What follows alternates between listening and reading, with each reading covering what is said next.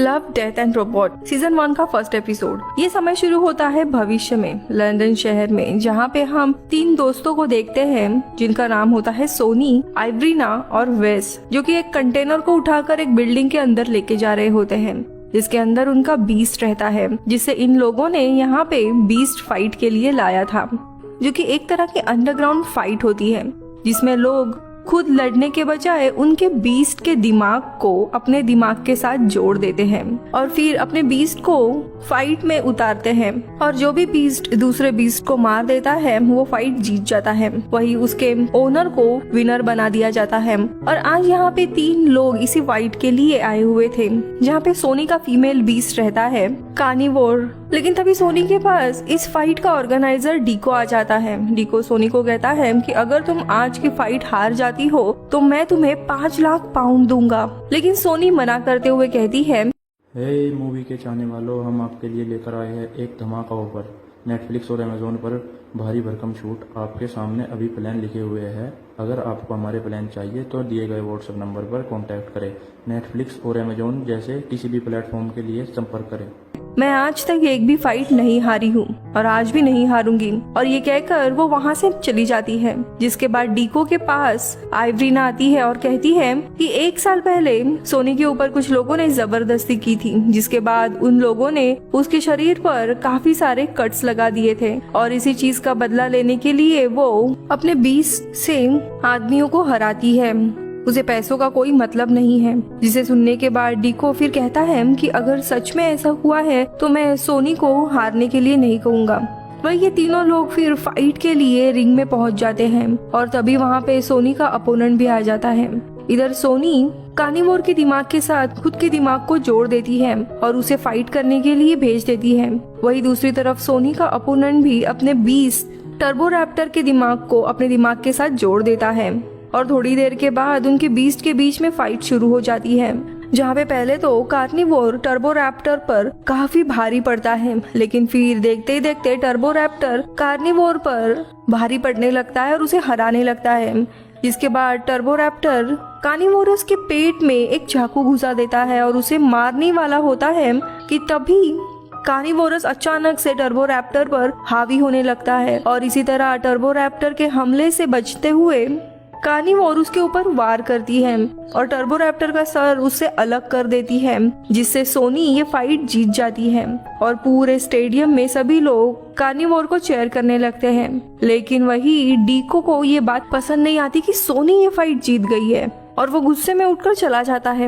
इधर फाइट खत्म होने के बाद आइरीना और वेस पार्टी करने के लिए चले जाते हैं, तो वही डीको की गर्लफ्रेंड जेनिफर सोनी से मिलके उसे फाइट जीतने के लिए कॉन्ग्रेचुलेट करती है। और तभी जेनिफर सोनी के बीस्ट को देखती है, जिससे वो थोड़ा डर जाती है और फिर सोनी से पूछती है, तुम ये सब फाइट कैसे कर लेती हो, क्या तुम्हें डर नहीं लगता? जिस पर सोनी कहती है कि नहीं, मुझे इन सब की आदत हो गई है।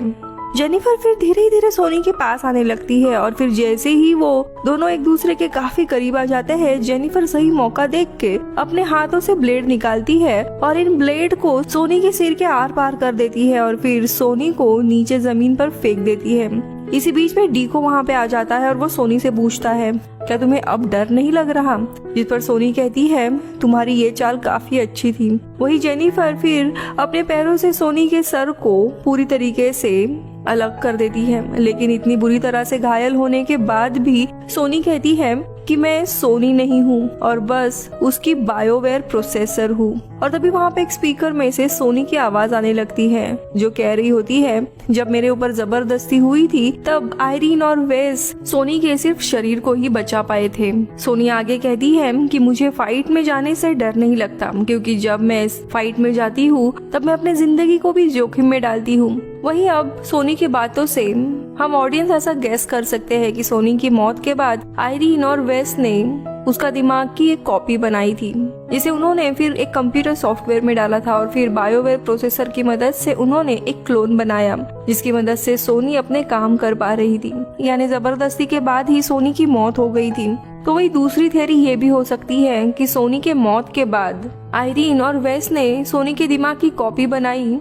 जिसे फिर उन्होंने कार्निवोर यानी उस बीस्ट के दिमाग में भी डाल दिया था। इसका मतलब ये था कि सोनी का बीस्ट और कोई नहीं बल्कि सोनी ही थी। वही सेकंड थ्योरी के सच होने का ज्यादा चांसेस है, क्योंकि सोनी ने खुद ही कहा था कि जब वो फाइट करने जाती है तब वो खुद अपनी जान जोखिम में डालती है, यानी वही बीस्ट थी। और फिर इतना सब कहने के बाद कार्निवोर यानी सोनी का बीस्ट जेनिफर के सर में अपने टेंटिकल्स घुसाकर उसे मार देता है, जिसके बाद कार्निवोर डीको को भी मार देती है। और इसी के साथ ये एपिसोड खत्म होता है।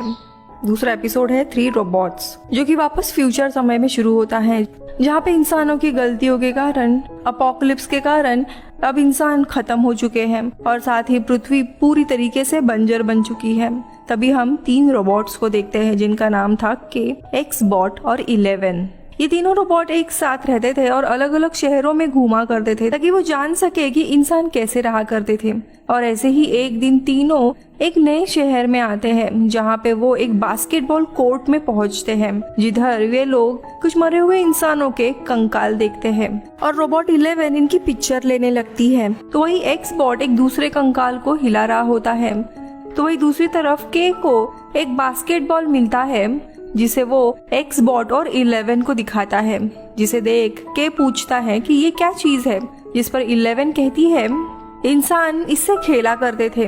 जिसके बाद के एक्सबॉट को बास्केटबॉल को उछलने के लिए कहता है, लेकिन जैसे ही एक्सबॉट बास्केटबॉल को फेंकता है वो जमीन पर गिरते हुए ही रुक जाता है।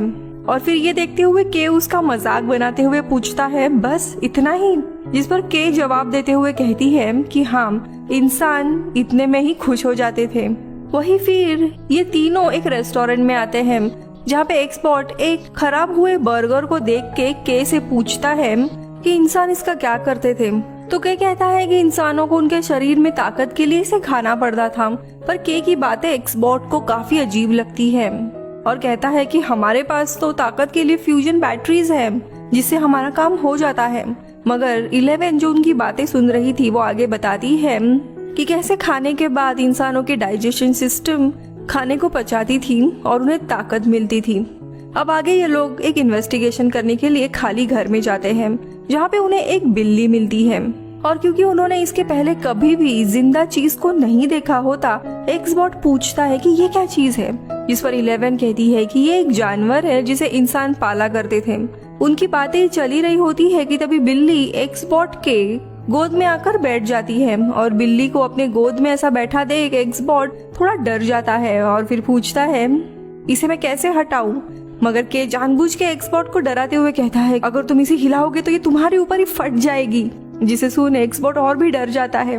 वही 11 एक्सबॉट और बिल्ली की पिक्चर लेने लगती है, जिसके बाद तीनों बिल्ली के साथ एक बिल्डिंग के अंदर पहुंचते हैं, जहाँ पे एक्सबॉट को एक्सबॉट 3 नाम का दूसरा एक रोबोट मिलता है, जो कि एक्सबॉट रोबोट की सीरीज की शुरुआत का मॉडल था। जिसे देख एक्सबॉट पूछता है कि ये क्या है, जिस पर के उसे बताती है कि ये तुम्हारी पूर्वज है। अब एक्सबॉट को ये बात पसंद नहीं आती, लेकिन जानबूझ के उसे बार बार उसके पूर्वजों के ऊपर चिढ़ाने लगता है, जिसे गुस्सा होकर एक्सबॉट के ऊपर एक बंदूक तान देता है। पर के फिर भी कहता है कि तुम अपनी बंदूक को नीचे कर लो, वरना मैं बिल्ली को एक्टिवेट कर दूंगा, जिससे वो फट जाएगी। और के की बात सुनकर एक्सबॉट अपने गन को नीचे करता है। फिर एक्सबॉट 3 की एक आंख को वो अपने टूटी हुई आंख में लगा देता है। इसकी थोड़ी देर बाद ये तीनों फिर एक न्यूक्लियर मिसाइल लॉन्च सेंटर में पहुंच जाते हैं, जहां पे एक न्यूक्लियर मिसाइल दिखती है। और तभी 11 इस मिसाइल के बारे में बताने लगती है और कहती है कि इंसानों ने इस हथियार को इसीलिए बनाया था ताकि कम से कम समय में ज्यादा इंसान मारे जाए। लेकिन तभी के हैरान होकर पूछता है कि इंसानों ने तो इसे सिर्फ 2 बार ही इस्तेमाल किया था। तभी 11 कहती है कि 1-2 बार ही काफी है ये पूरी इंसानी सभ्यता को खत्म करने के लिए। काफी देर तक इस पर बातें करने के बाद ये तीनों वहाँ से निकलने लगते हैं, लेकिन तभी के उसे बताता है कि इंसानों ने बिल्लियों के ऊपर भी जेनेटिक एक्सपेरिमेंट किया था, जिसकी वजह से बिल्लियां के हाथों में इंसानों की तरह ही अंगूठा आ गया था। और तभी हम देखते हैं कि उनके आसपास जो बिल्ली थी वो बोलने लगती है और के को कहती है कि मुझे पैट करो, ये तुम्हारा काम है। अब ये सुनते ही तीनों भी काफी हैरान होते हैं, जिसके बाद वहाँ पे एक एक करके काफी सारी बिल्लियां आने लगती है और इंसानों की तरह बोलने लगती है। जिसके बाद 11 कहती है कि शायद अब हमारी छुट्टियां होने वाली है, यानी ये बिल्लियां अब इन तीनों को भी कैदी बनाने वाली है। इसी का मतलब ये है कि दरअसल बिल्लियों के ऊपर एक्सपेरिमेंट करने के बाद बिल्लियां इंसानों से भी ज्यादा स्मार्ट बन गई थी। शायद बिल्लियों के कारण ही अपोकलिप्स आ गया था और यहीं पे ये एपिसोड खत्म होता है। लेकिन जो लेटेस्ट सीजन आया था, सीजन 3, उसमें भी 3 रोबोट्स एंड एग्जिट स्ट्रेटेजी नाम का एक एपिसोड था।